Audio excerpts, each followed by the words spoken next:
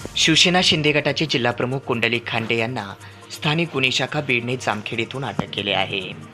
सदर कारवाई शुक्रवार दिनांक 28 जून रोजी रात्री 1 वाजता केली आहे, अशी माहिती आज शनिवार दिनांक 29 जून रोजी सकाळी 9 वाजता माध्यमांना माहिती दिली आहे।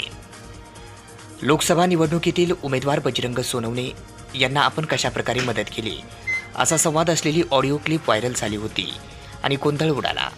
तसेच शिंदे गटाचे जिल्हाप्रमुख कुंडलिक खांडे यांच्यावर गुन्हा देखील दाखल करण्यात आला होता।